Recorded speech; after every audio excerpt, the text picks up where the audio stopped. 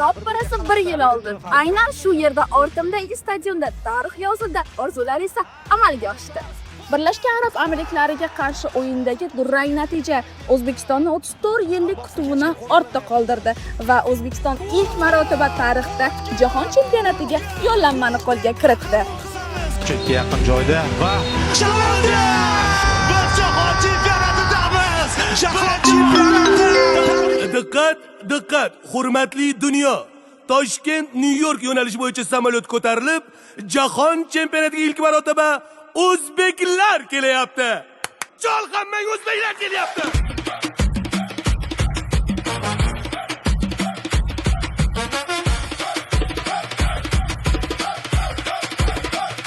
Va nihoyat 2026-yil 26-may kuni milliy terma jamoamiz Amerika Qo'shma Shtatlari sari yo'l oldi. Bosh murabbiy Fabio Cannavaro boshchiligidagi 30 nafar futbolchidan iborat eng kuchli tarkib davlatimiz rahbari Shavkat Mirziyoyev tomonidan alohida ishonch va ezgu tilaklar bilan kuzatilib qo'yildi. Bu marosim nafaqat futbolga, balki umuman sport rivojiga davlatimiz tomonidan qaratilayotgan yuksak e'tiborning yana bir yorqin ifodasi bo'ldi. Bugungi tarixiy yutuqlar ortida yangi O'zbekiston islohotlari, sport infratuzilmasiga qaratilayotgan keng imkoniyatlar va yosh avlodga bo'lgan ishonch mujassam. Albatta bu hissiyotlarni umuman yetkazib berish juda ham qiyin. Albatta xursand bo'ldim. Har bitta futbolist orzusi, ayniqsa jahon chempionati oldidan muttasillikka tushman uchun juda ham katta faxr.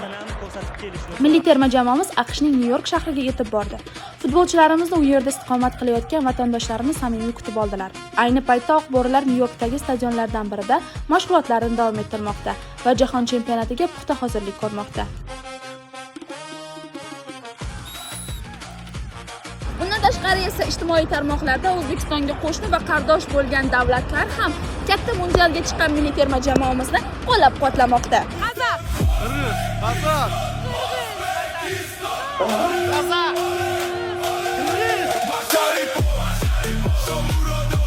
Terma jamoamizni mundial oldidan yana ikkita muhim sinov kutib turibdi. Ayni damda esa futbolchilarimiz Kanadaga yetib borishgan. Kanadalik o'zbek muxlislari ham ularni yorqin kutib olishdi.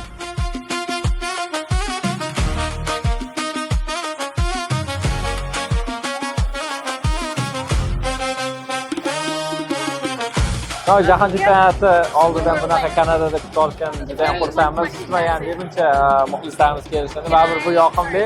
Jahon chempionatidan oldin Xudo xohlasa Kanada bu o'yinda muxlislarimizni xursand qilishga harakat qilamiz. Ushbu bahslar mundial oldidan jamoaning haqiqiy kuchini sinovdan o'tkazadigan muhim imtihon vazifasini bajaradi. Xudo xohlasa qo'ldan kelgancha shu jahon chempionatida yordam berishga harakat qilamiz.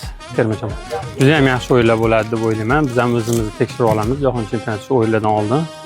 Juda ham yaxshi o'ylashgan. Xudo xohlasa hammasi yaxshi bo'ladi. Shundan so'ng 10-iyun kuni O'zbekiston milliy terma jamoasi jahon chempionati davridagi asosiy bazasi joylashgan Atlanta shahriga yo'l oladi va musobaqaga tayyorgarlikni so'nggi bosqichini aynan o'sha yerda davom ettiradilar.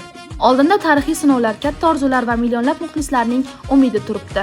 Oq bo'rilar olg'a, butun O'zbekiston siz bilan.